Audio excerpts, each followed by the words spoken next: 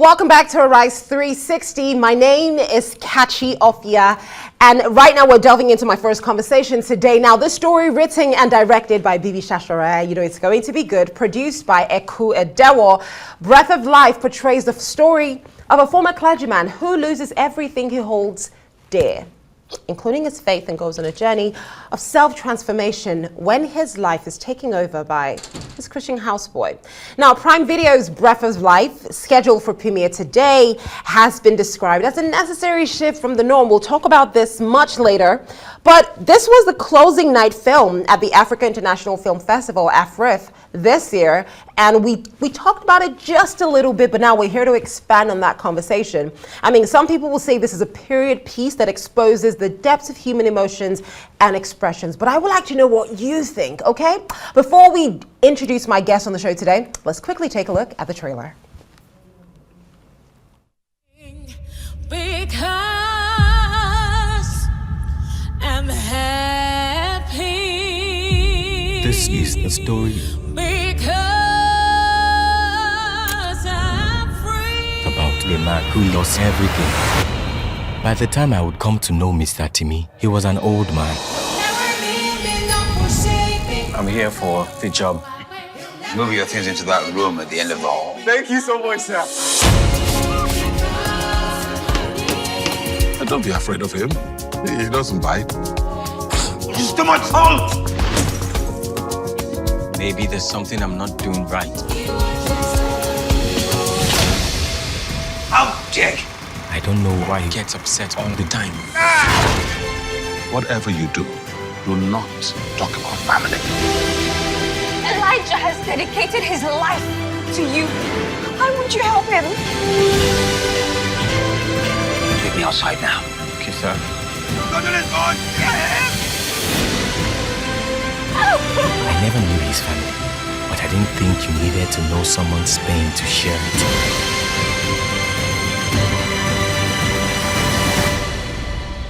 I've lived my life. It is time to live yours.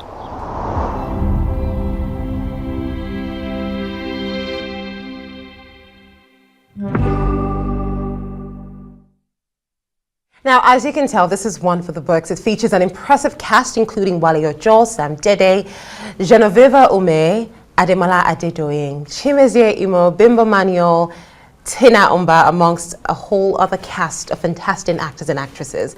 Now, Breath of Life, without a doubt, is an inspirational, faith-based movie that delves into life, destiny, and the unexpected turns life could take. Well, joining me on the show, the producer of the movie Breath of Life and media personality Edewor, as well as the director of the movie, Bibi Sasore. It's great to have you both join me on the show. Congratulations, by the way, to you, Eku.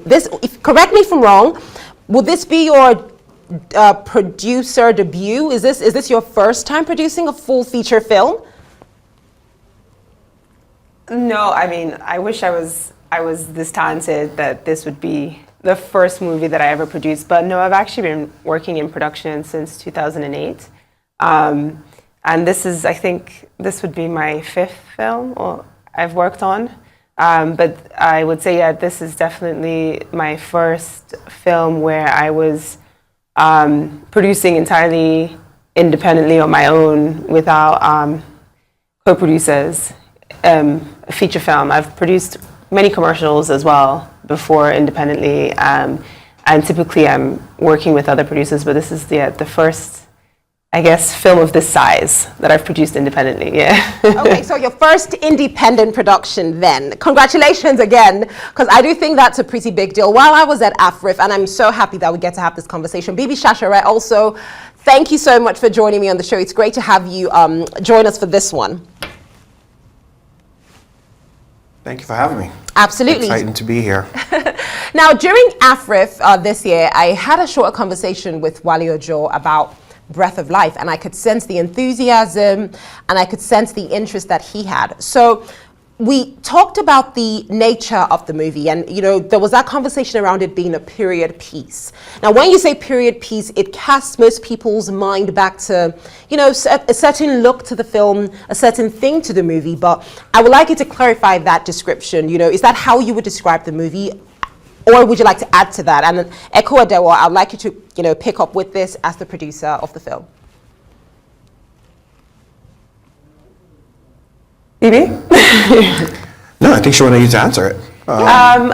So it is a period. So the first part of the film, the inciting story, the inciting incident happens in the past. So that part of the film is period, and then it jumps forward about 40 years to present day.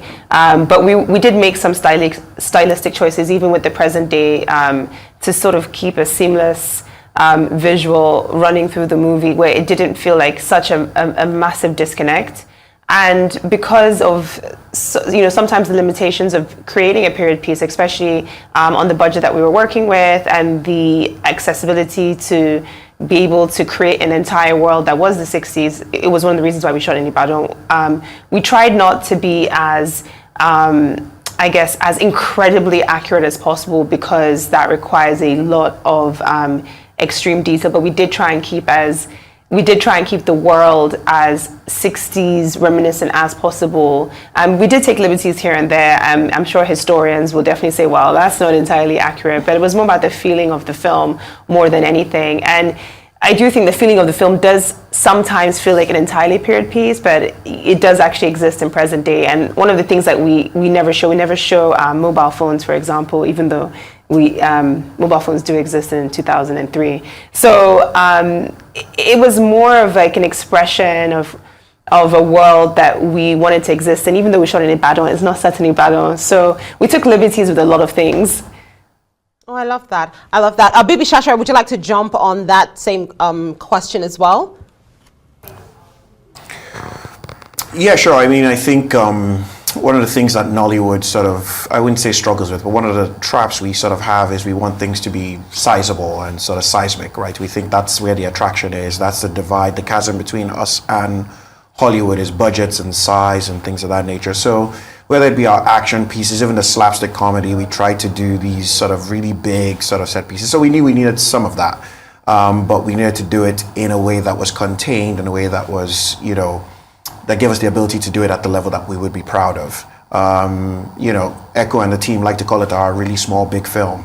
And the way we did that was to say, just the, inciting incidents and what sets up the story and the journey for these characters, which is only about the first 12 minutes of the film, should be a period piece. But because it's all contained in a small town, most of it happens in one house, it feels like the period runs through. So that's the cheat, that's the conceit that we use through the film. But really, it does span, actually it spans 100 years. It goes from 1960 all the way to 2060, if you watch the film.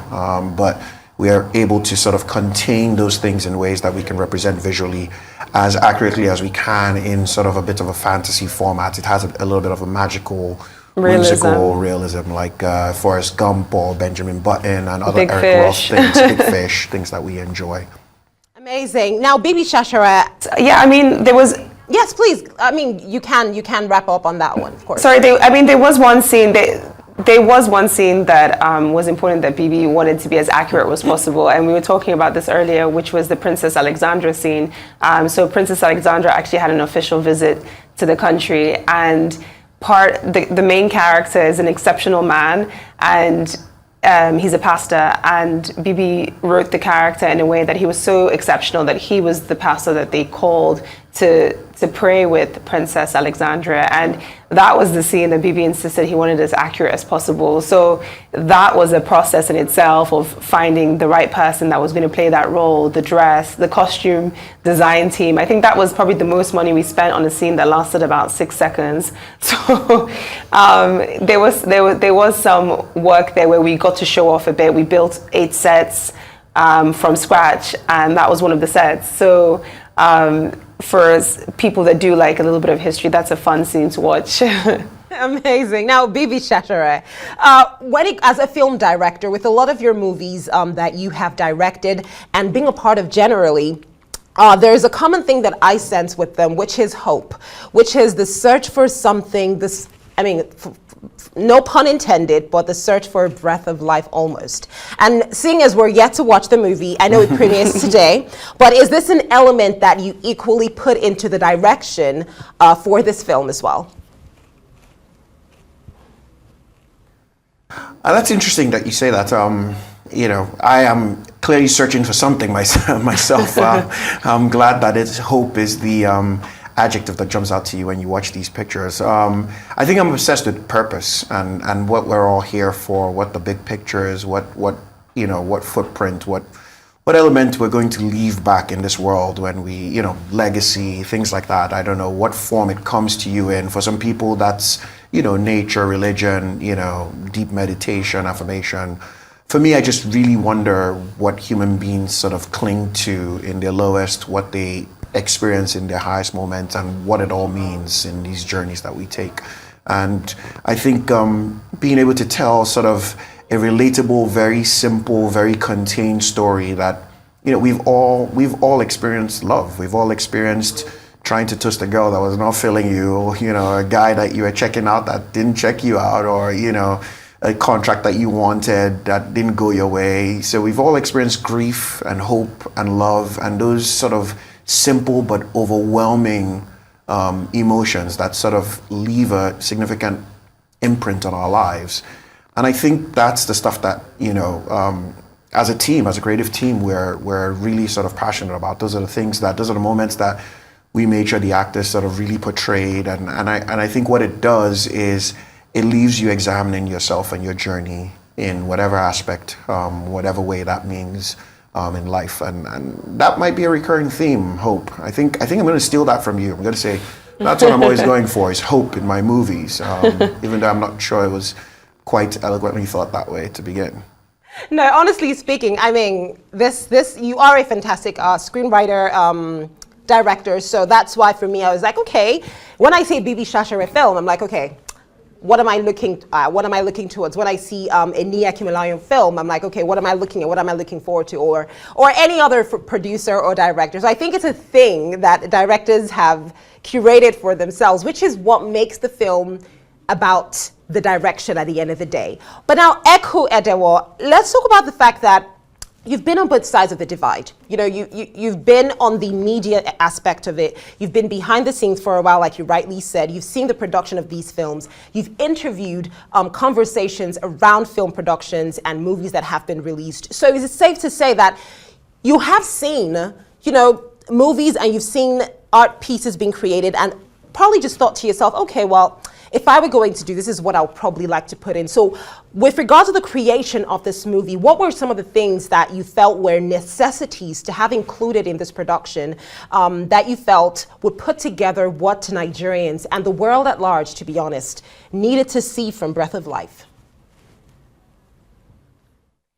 So it's interesting that Bibi would say that Bibi's has a recurring theme of hope in his films. I would hope that what I bring to a lot of projects that I work on is the production design, the look and feel, the hair, the makeup, the tangible things that people experience, and what the director and has to be captured. Like, it's really important to me how beautiful a film is, and that requires every creative aspects, including the technical as well, to be, for me, perfect to what we're trying to represent. So I'm very, very clear that hair has to relate to costume has to relate to the environment that we're in, and everything has to be appropriate and beautiful and pleasurable to experience. So for me, I would say that those elements do stand out to me a lot, because it does really change the experience of a film. Sometimes the story can be fantastic and everything is shot perfectly well, but you're distracted by certain elements if you're a visual person and it's a visual medium. So for me, being able to make sure that there's the right amount of budget allocated for those departments that sometimes can get neglected because maybe we want to shoot on the fanciest cameras. And one thing I would say that Bibi did on this project, which was incredibly smart and great for me as a producer managing the budget, was to choose not to shoot on expensive Arri Alexas or these type of cameras, and to actually shoot the entire movie on a black magic. And it was a huge matter of debate with the DOP and the colorist to use the black magics, because they didn't think that we would meet the type of quality that cinematic quality that we wanted to achieve, and we achieved it, which showed that sometimes you have to think outside the box to be able to achieve the overall visuals that you want, where nothing gets left behind and everything meets at the same level.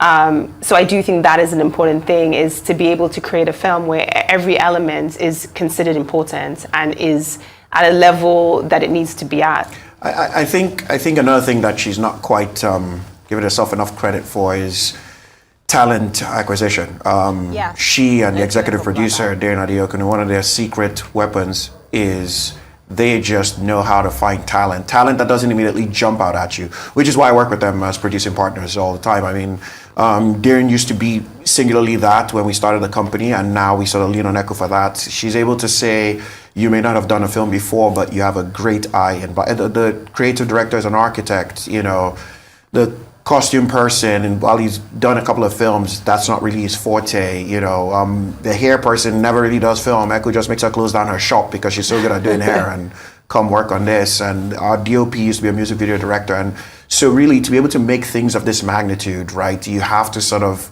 think outside the box in terms of talent as well, because Nollywood, whether we like it or not, is still in its infancy and hasn't had the opportunity to, and resources, wherewithal and time to nurture great talent, right? The surgeons aren't quitting their job yet, astronauts aren't quitting their jobs yet and coming like they do in Hollywood to say, I want to work on films, right? Bankers aren't leaving banks yet and saying, I want to work on films. And so being able to really just find, excite, bring in and harness that talent and teach it somewhat, put it in the right, position to sort of thrive, I think is really another secret weapon of really great producers. And I would say that she and the executive producer, Darren Adeokunu, do that on a scale that I have not seen before. It lets me sit back and dream of a Princess Alexandra scene and know that, they'll bring it to life. It's really quite impressive. Bibi, I'm so happy you brought I think this Bibi up. always says that. Yes.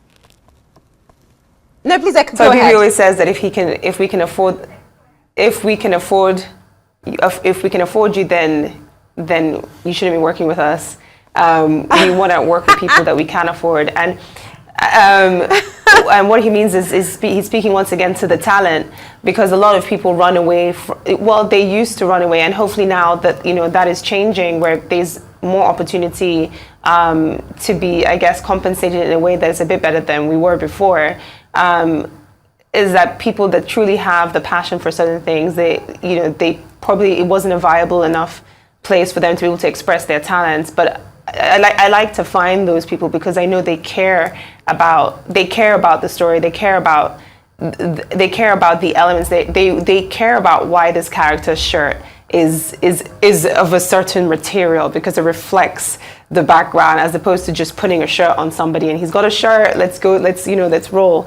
And it allows you to really explore in a way that is fun. Everything to me is storytelling. As a hairstylist, you're a storyteller. As a makeup artist, you're a storyteller. As a costume designer, you're a storyteller. PD, we're all storytellers in different ways, and you have to feel like that. Otherwise, it just feels not related to the overall visuals if you're not in the same story with us.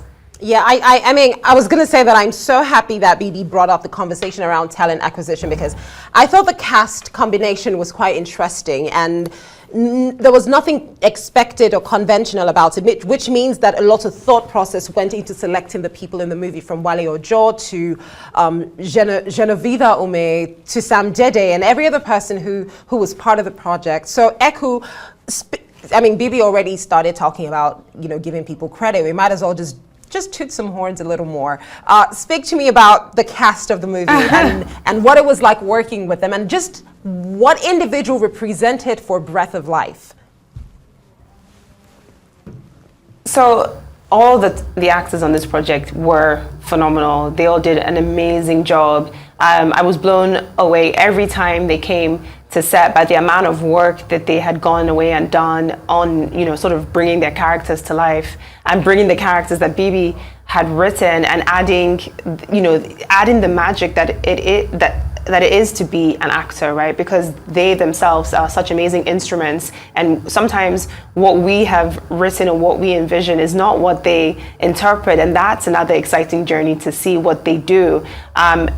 The casting process was interesting because Genevieve, Chimezie, they auditioned. I think we only really offered to the senior actors like Mr. Wale Ojo, Mr. Sam Dede, Miss Tina Mba. So those were offers that we went to because we knew that they could carry those parts. But the younger characters, we did do a pretty rigorous audition because we made them come back a few times.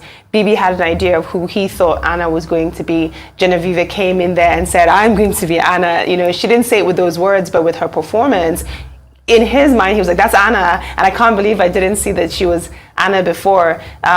Same with Chimezie. It was a process of us looking at young actors and seeing who could bring the right balance of humanity and also complexity, as well as being extremely humble, because the character is so humble and so kind, and to bring all those different elements. So it was important to get that chemistry right, because they also carry the love story, and chemistry is important for any romantic stuff on screen. So that was the process of that, and we were very, very selective, and we really took our time. But what you see on screen does feel real because they were so honest and so giving of themselves to playing these roles. We all lived together, in Ibadan for a month. So by the end of it, I think we all thought we were the characters that we were. I keep forgetting I'm in the film as well. I'm in the film as well. We all forgot that we were not in Lagos anymore, and we were really living in our minds in this world that BB had created. I think also a big part of that is the distribution avenue that affords you the liberties to be able to take, chances on certain people, right? I think Prime has been not just an amazing partner, but basically removing the pressure of having to make this be filled with roles that are extra popular people, which is some of the pressure that we feel in Nollywood when we're trying to cast, especially when cinema was burgeoning and that was our real sort of singular sort of avenue for distribution. You felt like you had to put people who would sell the picture, sometimes even more so than people who would play convincing characters in your story. And I think Prime is sort of, some of the early conversations we had with them was to sort of shed that burden of, look, we want to tell really great stories. We think there's a myriad of different kinds of stories that could be told. Some of them are going to be made for commercial reasons. Some of them are going to be made for other reasons. And many times when you just tell good stories, you find out that they end up being really commercial as well. And I think that's what we're seeing with this, is that we just set out to tell a really, really good story without worrying about, where, and all these people are big stars in their own right, but it allowed us to shed the burden of worrying about that, which allowed us to sort of audition them and allowed us to work with them and put them into the roles that they actually sort of fit into. I mean, Demalade Doyin was the lead in Oktoberfest, October 1st. So a huge actor in his own right, but was happy to audition for us and go through that rigorous process as well. And you'll see the performances. I don't need to speak about it, because that's the one credit I can't claim. See, as a director, you get everybody else's credit except these actors. These actors don't give you their credit. No, I really am looking forward to actually having the rest of the world see it, and I'm sure it's definitely going to be a very relaxing, soulful watch. And BB Sasore Edewor, well, thank you so much for joining me on Arise 360. So relaxing. Oh, maybe not so relaxing. Okay. Thank you for having us. Well, I'm definitely going. Yes, I think you might. No, tell me, I might be on edge. Get those tissues out. You'll definitely be on edge in moments. You'll cry, you'll laugh, you'll cry again, you'll laugh again, you'll cry. So I'm not sure that I'm going to clickbait you into a relaxing evening. Oh no! Just be prepared. And then you'll feel hope. BB Sasore, nice, Exactly. nice. Because to be honest, a happy ending, right? An ending at that makes you feel like, okay, yes, this is possible, or this can happen for you, or this is something you can look forward to. Is truly, what will make you feel, I think, the relaxation at the end. But I'm happy to have a few ups and downs before that happens. So thank you again. I mean, Thank you so Thank much. you. No, Ekwa, I mean, you could finish your thought before we wrap this up. No, I was saying, you know, it's the season. I think that we're in now is a season of sacrifice, a season Yeah. of love and community and giving back. And what we want you to take away from this movie at the end of it is that we all need each other more than we think. And sometimes things may seem very dire, but if you look around, there are people around you that do love you and are fighting for you. So that is a message of Breath of Life that we do want you to take away. I love that, guys. Thanks for joining me, and of course, enjoy the rest of your day.